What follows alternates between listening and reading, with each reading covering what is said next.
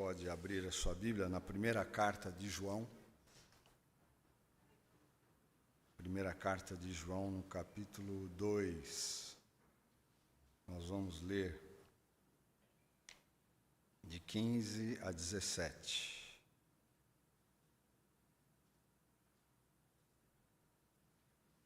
Primeira João, capítulo 2, de 15 a 17. Não amem o mundo, nem as coisas que há no mundo. Se alguém amar o mundo, o amor do Pai não está nele. Porque tudo que há no mundo, os desejos da carne, os desejos dos olhos e a soberba da vida, não procede do Pai, mas procede do mundo. Ora, o mundo passa, bem como os seus desejos, mas aquele que faz a vontade de Deus permanece para sempre. Não amem o mundo, é o tema da mensagem de hoje à noite. Não amem o mundo. Mas eu acho que é importante a gente trazer, antes de tudo, uma explicação. Porque quando a gente vai para o Evangelho de João, nós encontramos lá um texto que diz: porque Deus amou o mundo. Deus amou o mundo. E o mesmo João que escreveu isso, que registrou essas palavras, ele agora escreve na sua carta: não amem o mundo. Evidentemente que há uma diferença de uso dessas palavras, de contexto dessas palavras. Lá no Evangelho de João, a palavra mundo significa a humanidade, significa as pessoas, porque Deus amou a humanidade de tal maneira que deu seu Filho único, para que todo aquele que nele crê não pereça, mas tenha a vida eterna. Então, mundo aqui é a humanidade, é uma coisa. Agora, no caso da carta de João, quando ele diz: não amem o mundo aqui significa uma outra coisa. Mundo aqui, evidentemente, que não é o planeta, não é a Terra, até porque o planeta, a Terra, é uma criação de Deus, uma criação extraordinária de Deus, é a nossa casa, é a nossa habitação, e nós precisamos cuidar dela. Nós precisaríamos cuidar muito melhor da nossa casa do que temos cuidado até aqui. Então, o que João está dizendo na carta não é, então, nem o planeta, nem a humanidade.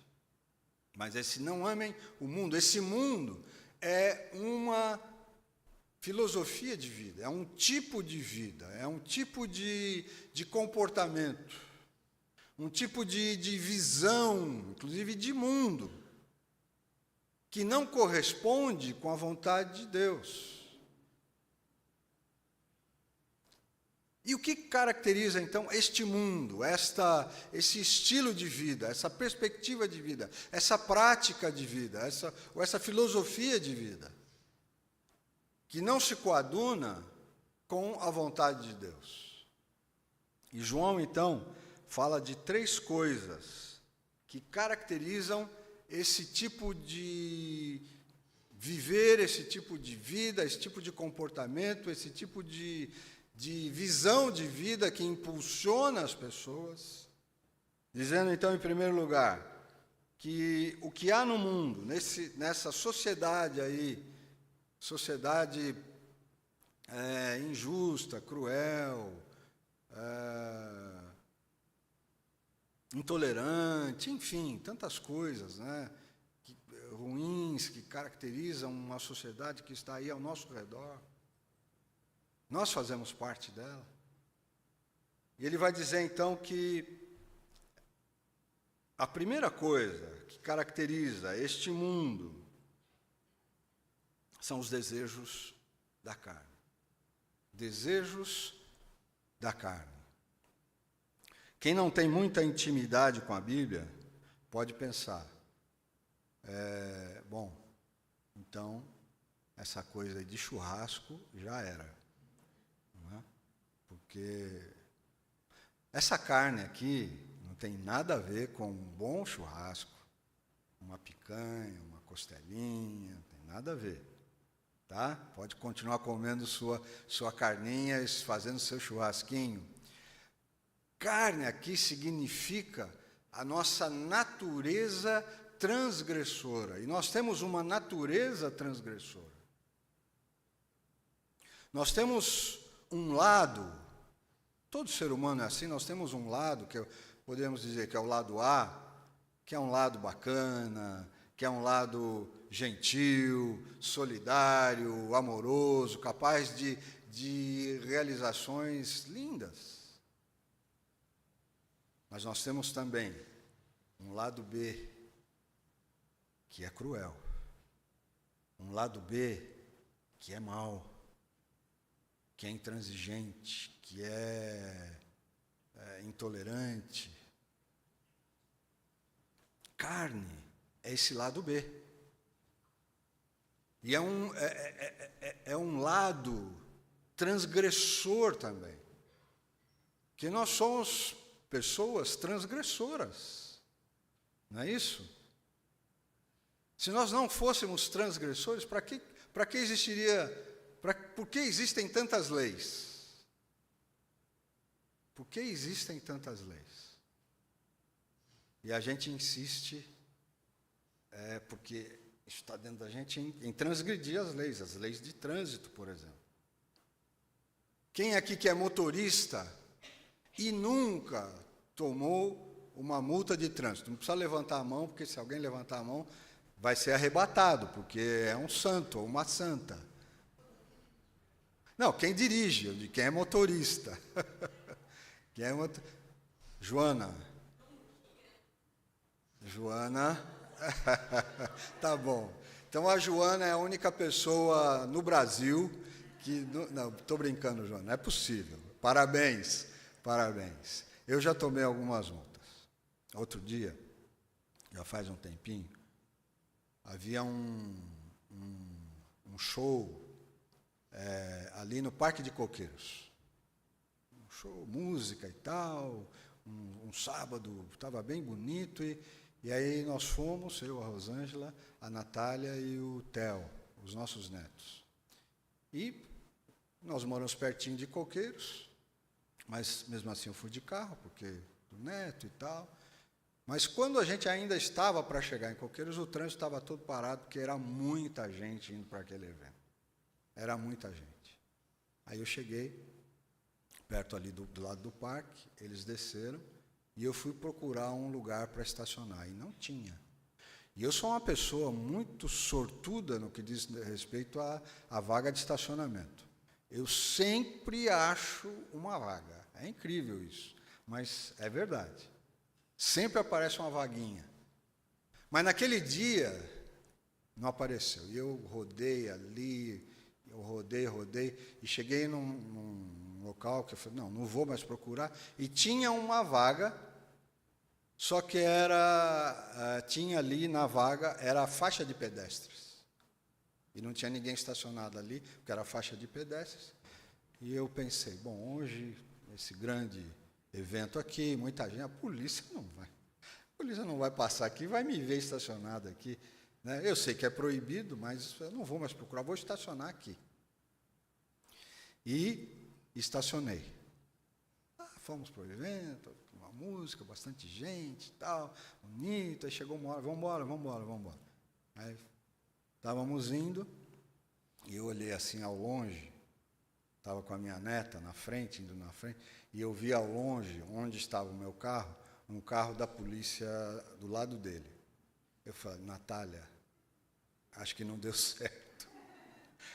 Acho que eu vou tomar uma multa, Natália. Vou. não acredito. Vamos embora. Aí o carro saiu, o carro da polícia saiu. Quando nós estávamos chegando no carro, já vi aquele papelzinho amarelinho no para-brisa do carro. Falei, Natália, fui multado. No que nós chegamos no carro, e eu tirei o papelzinho, encostou um guincho do lado do carro. Aí o motorista do guincho perguntou, esse carro é do senhor? Eu falei, então eu vou guinchar. Eu falei, não, o senhor não vai guinchar porque eu já vou sair. Aí eu fui rápido, entrou todo mundo muito rápido dentro do carro, falei, vamos embora, gente. E eu saí. Aí ele falou, o senhor deu sorte, mas o senhor tomou 2 multas. 2 multas. 2 multas, como? Aí fomos embora, dali uns dias veio a comunicação de 2 multas que eu recebi por ter estacionado na faixa de pedestres. Nunca mais. Bom, fiz a minha defesa lá no Detran e consegui me livrar de uma, mas a outra eu tive que pagar. Mas a gente é transgressor. A gente transgride. E a vida é assim. Nós somos assim. De modo que a gente vai transgredir muitas coisas na vida que vão nos prejudicar seriamente. João usa aqui a expressão desejos, né? Desejos. Nós vivemos uma época onde muita gente não consegue controlar os seus desejos. Tem gente que está perdendo tudo, porque não consegue controlar o seu desejo de apostar nesses sites de aposta, por exemplo, que estão aí se proliferando. Essa desgraça, esse câncer que está aí ao redor, especialmente do futebol, e não é só aqui no Brasil, é no mundo inteiro. As tais bets. Se você tem o nome de Bet, é outra coisa. Tá? Deus te abençoe, Bet, Elizabeth. Mas a Bet aqui, que significa aposta, é uma tragédia. É uma tragédia. Um amigo nosso, conversando há um tempo atrás, ele trabalha numa grande empresa, e um dos funcionários da empresa chegou para ele tem um cargo de chefia, e o funcionário dizia, olha, eu preciso que o senhor me mande embora. Ele falou, mas como? Te mandar embora? Você é um ótimo funcionário e tal, e a gente precisa de você. Não, eu preciso que você me mande embora. Mas por que você quer que eu te mande embora? É o seguinte, eu contraí uma dívida aqui com um colega da empresa, e foi bastante dinheiro que eu emprestei dele, e eu perdi no jogo, nessa tal de bet. Jogue com responsabilidade, a bet não sei das quantas, tudo conversa mole. É uma tragédia, uma desgraça. E ele perdeu tudo, e era muito dinheiro. Ele falou, e se eu não pagar, ele vai me matar. Ele prometeu me matar, se eu não saldar essa dívida. Então, olha só, onde as pessoas chegam.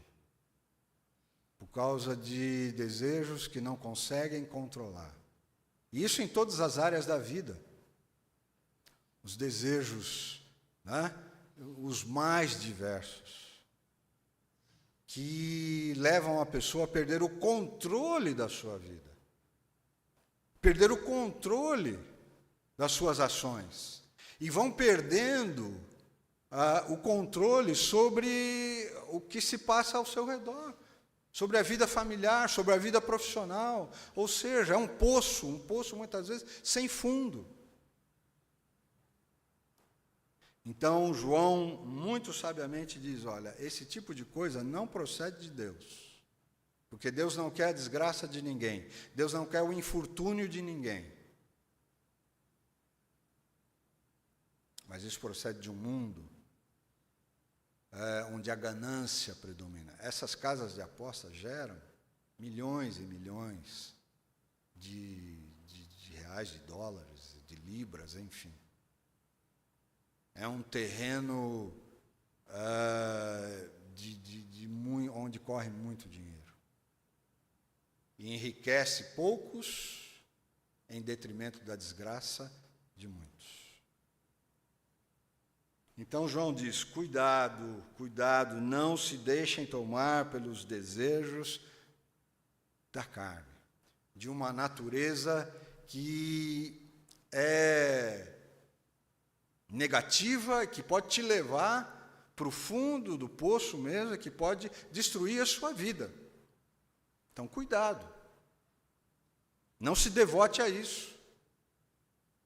Em segundo lugar, João diz que o que caracteriza essa sociedade que, por este lado B, vai de mal a pior, é o desejo dos olhos.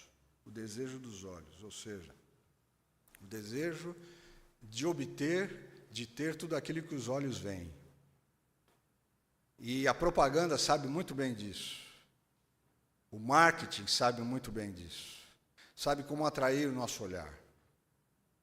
Sabe muito bem como atrair o nosso olhar. Quando a gente vai, por exemplo, ao shopping, e eu gosto de ir ao shopping com a Rosângela, né, para tomar um cafezinho, para a gente dar uma volta, e ela gosta de ver as lojas, e é uma bênção porque ela gosta só de ver. Mas eu estou ali junto, segurando firme na mão dela, né, para a gente ficar do lado de fora das lojas. Mas é um mundo perfeito, é um mundo lindo, tudo é bonito, tudo é muito bonito. E se a gente se deixa encantar por aquele visual, quantas vezes a gente compra coisas que a gente realmente, das quais nós não precisamos. E isso, claro, sem falar da questão da internet, que é uma facilidade gigantesca de se adquirir, de se comprar coisas. E as pessoas estão aí, consumindo, sem freios, sem critérios, sem limites. Esse é o grande problema, não ter limites. Não ter limites para os desejos da carne, não ter limites para o que os nossos olhos veem e também desejam. E por isso mesmo, se a gente não tiver limites, nós estaremos entrando em trevas. Pois foi isso que Jesus falou a respeito dos olhos. Se os seus olhos forem bons, todo o teu corpo será luminoso, mas se os seus olhos forem maus, todo o teu corpo estará em trevas, e que grandes trevas serão. Se a gente se deixar tomar por esse espírito consumista, de querer tudo o que vê, seja nas vitrines das lojas, seja na internet, a gente vai entrar nesse mundo tenebroso, das dívidas sem fim, das coisas que vão se acumulando na nossa casa sem necessidade, sem que nós necessitemos absolutamente delas.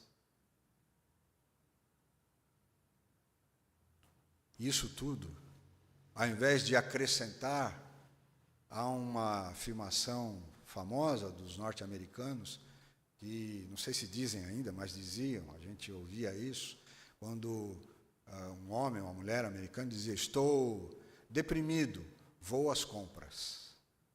Estou deprimido, estou deprimida, vou às compras. Depois que voltava das compras e recebia a fatura do cartão, aí ficava mais deprimido e mais deprimido ainda. Aí tinha que ir às compras de novo. E assim vai. É isso que acontece com muita gente. Achando que as coisas vão preencher um buraco, um vazio que existe dentro delas. Isso jamais vai acontecer. O grande pensador Pascal dizia que o ser humano tem um buraco no seu peito que é do tamanho de Deus. Ou seja, só Deus pode preencher esse buraco. Não são as coisas, por mais belas, por mais interessantes, por mais tecnológicas que sejam, não vão preencher jamais a nossa ânsia por vida de verdade, por paz, por alegria, por sossego, na alma. Então também cuidado com o que os seus olhos estão vendo. Cuidado, não se deixe capturar pelas coisas, pelas imagens, pelas propagandas. Questione sempre, desligue, mude, mas não se deixe tomar por isso. Desejo dos olhos. E finalmente, o João vai dizer que uma terceira coisa que caracteriza esse estilo de vida que acaba afastando o ser humano de Deus, vai levando o ser humano para um caminho muito, muito ruim, muito infeliz, de muita frustração, né, de uma busca incessante por paz, por sossego, por alegria.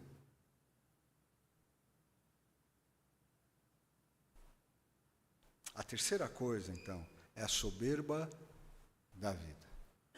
Soberba da vida, ou seja, é aquele desejo de ser importante, aquele desejo de ser mais do que os outros. É a presunção, é o orgulho, é a vaidade. Então João diz, olha, não é recomendável que alguém se deixe tomar por esse sentimento de presunção, de que realmente é mais importante do que os outros, que as suas opiniões valem mais do que a dos outros. Do que os outros, especialmente alguns outros, são menos importantes do que você. Quem é você? Quem sou eu? Quem somos nós para achar que somos melhores do que quem quer que seja, ou para acharmos que há pessoas que têm menos valor do que nós? Porque não moram como nós moramos, porque não falam como nós falamos, porque não comem como nós comemos, porque não, enfim, viajam como nós viajamos, enfim, não estudam como nós estudamos. Como se essas coisas realmente pudessem produzir diferença entre as pessoas. Então, a soberba, a presunção, a vaidade, é algo que acaba afastando a pessoa dos seus semelhantes. Alguém que é tomado pela soberba, alguém que é tomado pelo orgulho, é alguém que vai se isolando. É alguém que vai afastando as pessoas de si, que vai perdendo amigos. De modo que não vale a pena, muito pelo contrário. Nós precisamos aprender o caminho da humildade, porque Pedro escreve, não é, que Deus resiste aos soberbos. Ou seja, Deus tem uma resistência muito grande à soberba, à vaidade, ao orgulho. Deus resiste aos soberbos, mas concede a sua graça, o seu amor, o seu afeto aos humildes. Aqueles que sabem quem são. E ser humilde não é ser um pobre coitado, não é ficar batendo no peito e dizendo, ó vida, ó azar, né, de cabeça baixa. Isso não é humildade. Ser humilde é saber qual é o nosso lugar. Ser humilde é saber quem de fato nós somos. Estarmos satisfeitos e felizes com aquilo que nós somos, porque nós somos alguém, porque nós somos, cada um de nós é um ser especial para Deus. Paulo, escrevendo aos Efésios, diz que nós somos uma feitura de Deus, ou seja, em outras palavras, nós somos uma obra-prima de Deus. Cada um, você é uma criação especial de Deus.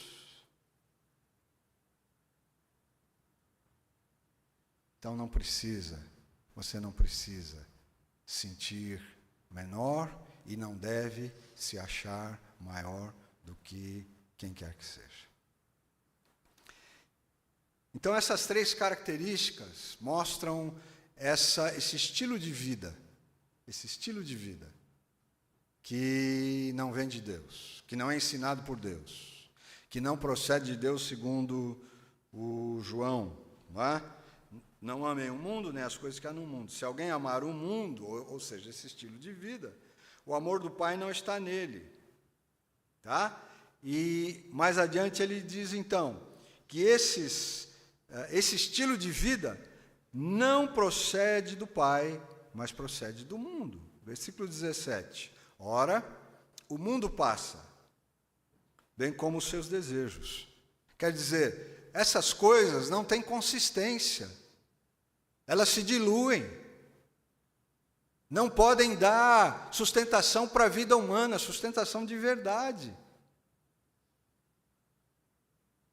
Nem os desejos, muitas vezes sem freios, nem o consumismo, o querer ter tudo, querer ter muita coisa, e nem o achar-se mais importante do que outras pessoas. Isso não preenche, pelo contrário, isso esvazia a vida humana. Isso empobrece a vida humana. Então tudo isso passa. Isso é passageiro. Se dissolve no ar. Entretanto, aquele que faz a vontade de Deus permanece para sempre. Aquele que faz a vontade de Deus permanece para sempre. E quem foi o maior exemplo disso? Quem é o maior exemplo disso? De alguém que fez a vontade de Deus e que permaneceu e permanece para sempre. É o nosso Jesus. É o Senhor Jesus. Na sua vinda para essa terra, na qualidade de verdadeiro homem, verdadeiro Deus, verdadeiro homem mesmo, ele procurou fazer a vontade do Pai, nos mínimos detalhes. Lá em Mateus capítulo 4, um texto que fala sobre o batismo de Jesus, depois as tentações de Jesus, é muito interessante que quando João, primo de Jesus, se encontra com ele, diz, Jesus, venha e me batize. Jesus diz, não, eu é que tenho, você que vai me batizar. João diz, não, mas espera aí, se alguém aqui precisa ser batizado, sou eu, você que tem que me batizar. Jesus falou, não. Para que as coisas sigam o seu curso, você vai me batizar. Jesus sabia muito bem qual o caminho. Jesus sabia muito bem o que era preciso fazer. E depois que ele é batizado, ele ouve aquela voz vinda do céu que dizia, este é o meu filho amado, em quem eu me agrado. Antes dele fazer qualquer coisa, antes dele realizar qualquer coisa, ele já recebe essa declaração do Pai, este é meu filho amado, em quem eu me agrado. É assim que Deus olha para você e para mim. Mas Jesus, então, vai para o deserto e ali ele jejua 40 dias e 40 noites. Está morrendo de fome. Imagina só. Ele não era um ator, ele era um ser humano de verdade. Estava com fome, claro. E aí o tentador aparece para tentá-lo, ali no deserto. E diz para ele, se você é filho de Deus, transforma essas pedras em pães. E Jesus diz, não. Nem só de pão viverá o homem, mas de toda a palavra que procede da boca de Deus. Jesus não queria fazer algo em benefício próprio. Jesus nunca fez nada em benefício próprio.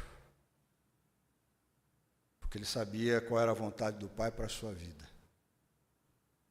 Ele sabia qual era o caminho. Aí o tentador, não contente com isso, ele chama Jesus lá para o alto do templo e diz, olha, se você é filho de Deus, jogue-se daqui lá para baixo, porque está escrito que os seus anjos, os anjos do Pai, vão te sustentar, vão te segurar, e nenhum mal vai acontecer com você. E Jesus diz, Não tentarás ao Senhor teu Deus. Não tentarás ao Senhor teu Deus. Ou seja, eu não estou aqui para dar espetáculo, para me promover. Esse espetáculo de me atirar lá para baixo, os anjos me segurando para eu não me espatifar lá embaixo. Não, não é assim. Mas Jesus podia ali ser alimentado pelo desejo de se promover. Mas não, ele sabia qual era o caminho, ele sabia qual era a vontade do Pai para a sua vida. E finalmente, então, o diabo, ainda não satisfeito, disse: olha, vem aqui, vamos lá para aquele monte ali, e olha tudo, até onde os seus olhos podem enxergar, tudo isso, são esses reinos que estão aí, tudo isso eu vou te dar, se você prostrado me adorar. E Jesus diz então, sai daqui, Satanás, vai embora, Satanás. Ele mexe com o desejo de obter, de ter tudo. Olha aí, os olhos, né? Desejo dos olhos, mas Jesus resiste. Então, olha só, Jesus resistiu àquele estilo de vida, aquelas propostas diabólicas. Olha, transforma as pedras em pães, olha, cuida de você, antes de tudo. Ou, torne-se popular, através de um espetáculo extraordinário, ou, obtenha tudo que eu posso lhe dar. Jesus resiste, assim como nós precisamos resistir. Resistir, não amando este mundo caracterizado pelo desejo da carne, desse lado transgressor, enganador que há em cada um de nós. Resistimos ao desejo dos olhos, a não queremos ter tudo. Nós precisamos de pouca coisa, na verdade. Para a gente viver bem, nós precisamos de pouca coisa. E não nos deixarmos tomar pela soberba, pela vaidade, por aquilo que nos leva a achar que somos melhores do que quem quer que seja. Se a gente viver assim, de acordo com a vontade do Pai, nós vamos permanecer. Mesmo depois que a gente morrer, a nossa vida vai continuar falando de uma vida que valeu a pena, de uma vida consistente, como foi a vida de Jesus, como é o exemplo de Jesus para nós. Mas quem não viveu dessa forma, a sua vida, o seu legado vai ser nada, vai ser zero. O que nós vamos deixar quando partimos? Que nós vivamos dentro da vontade de Deus e que possamos permanecer para sempre. Amém? Amém.